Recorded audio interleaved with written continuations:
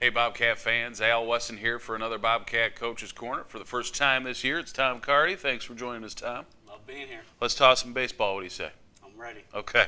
Got opening weekend coming up this weekend. Big time for you. And going to bring in Mars Hill this weekend. I haven't played them too often in recent memory anyway. No, not since I've been here.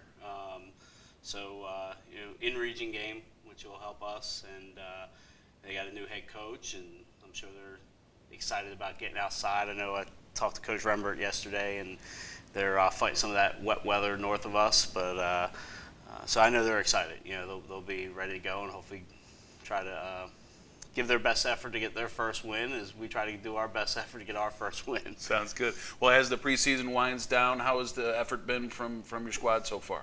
Effort's been good. You always like a little more time. Sure. It's not quite like big league spring training. You like to have 6 or 7 weeks to get prepared before a game counts. But the guys are they're always ready after the first week of practice. Whether they're truly ready or not is always up for discussion. But attitude, effort's been fine. We've been a little bit banged up. A little bit of some injury things we're trying to overcome, make sure we're fully healthy. But I think we're going to be okay this week, and looking forward to getting started. You've been doing a few opening days now in your past. Do you still get nervous? Is there any sort of jitters going into this weekend for you? Yes, there always is. There always is. Every team's new. You have expectations every year here at Georgia College to try to compete in the Peach Belt Conference and reach some form of postseason play. And try to stress to the guys that opening day with the NCAA regional format, the at-large bids, these games count.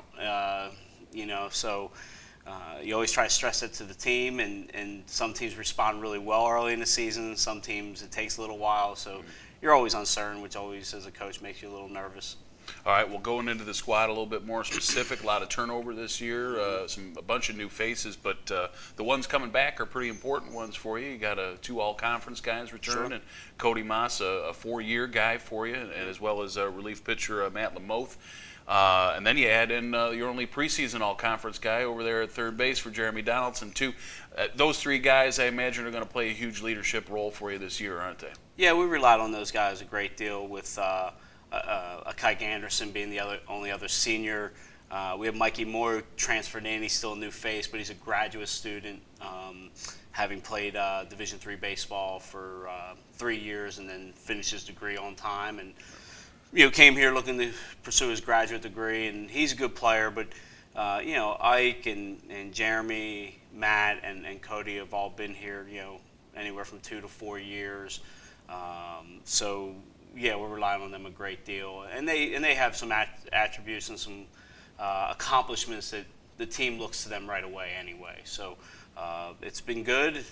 We'll rely on them all year, and it's good to have Cody in a position of leadership in the middle of the field, and along with Matt being the only senior on a pitching staff that's going to be a little young and unproven. So hopefully he's taking it on his shoulders. Sometimes maybe to a fault of worrying about all the other guys, but I like that. It's a good effort. As long as he doesn't take it on his elbow, then you'll be Absolutely, all right, right? Absolutely. Takes it on his left shoulder.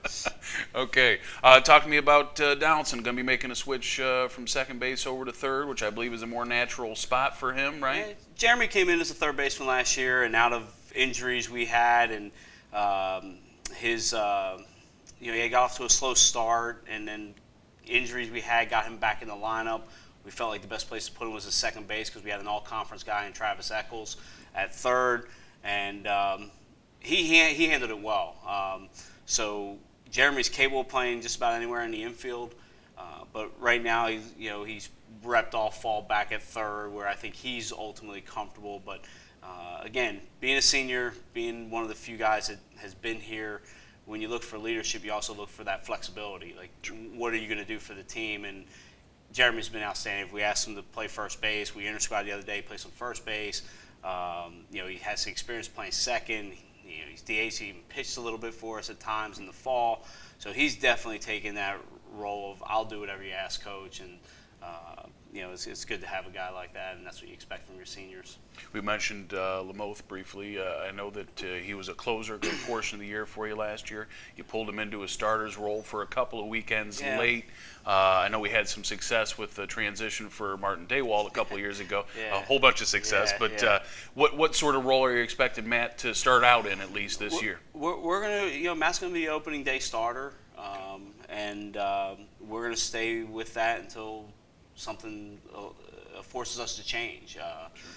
Matt came here as a Division I transfer over 3 years ago, as a experience as a starting pitcher, and had the elbow surgery, had Tommy John surgery when he got here, missed a year, and then last year we brought him back specifically out of the bullpen to limit his opportunities, and he did such a great job. It was like, wow, maybe this is where he needs to be. And late in the year we tried to get our best pitchers out there as much as possible, and we made a decision to start him a game or two. And he contributed well last year. He was all conference, and then this summer he went back in the Northwoods League, in a very good summer baseball league, and got about another 60 innings of starting work again. So we're going to put him there, and hopefully he can lead us from the front end of the rotation. And if we see fit, he's flexible again, being a guy that wants to finish strong in his senior year, understands that if asked to go back to the bullpen, he's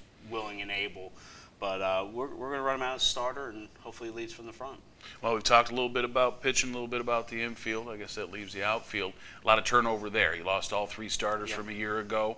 What are things shaping up for the weekend? Who do you think is going to take those 3 spots for you? Well, Kike Anderson was out all last year. Would have contributed last year. Had some nagging hamstring injuries he couldn't overcome, and so he's back. And in 2011, his first year with us, he was kind of our 4th outfielder DH. He saw over 100 at bats. So we still see Ike as an experienced player. Feel pretty confident about him being out there in the outfield on a regular basis. And then I mentioned Mikey Moore being an experienced guy, although not playing Peach Belt play or Division II ball yet. He's a special player.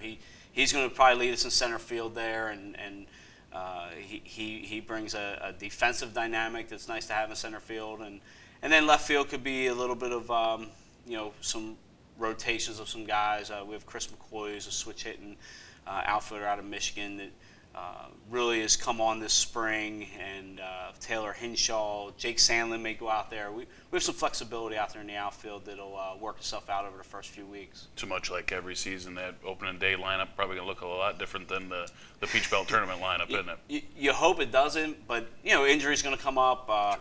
Unfortunately, as much as old coach told me, and I think it holds true every year. Someone's going to do something on a positive note that you didn't expect, and then you're going to, guys is going to have a rough year, and not from a lack of effort, but sometimes it just, it's baseball. It's a hard game, and hitting that ball isn't always really easy. Some guys make it look easy, and sometimes a guy struggles. And in a short 50-game season of Division II baseball, NCAA baseball, going to postseason play, you got to make some quick decisions. Guys don't get as much time to work themselves out of it as if you're playing minor league or major league baseball. So those decisions are tough, but we have a very deep team positionally. I really like the maneuvers we can make, and we have some young guys who did play last year, and Daniel Bick and Clay Ardeezer, Jake. Unfortunately, had mono. We were ready to commit to him being out there. But all those guys went out and played summer baseball and really did a great job improving their game. So the competition positionally has been very, very good, and that's the position you want to be in. Yeah. I mean, the best competition you have within, I guess it makes for better output once you get without as well. Absolutely. Right? All right. Too many than too few. Yeah, exactly. Talk to me about the offensive scheme as well. I know since you and assistant coach Zeke Mitchum took over, you're focusing more on doubles and extra base hits than the long ball. A lot of positional play and moving runners along. Does that continue for you this year? Yeah, nothing's changed. When Zeke came in here, we've always been pretty athletic. We've always been a team that can run in certain spots, and our goal was to try to produce a lineup that can complement each other and run throughout the lineup. Always have that threat from an opposing team's defense and pitcher have to worry about. Right. Anybody can go at any time.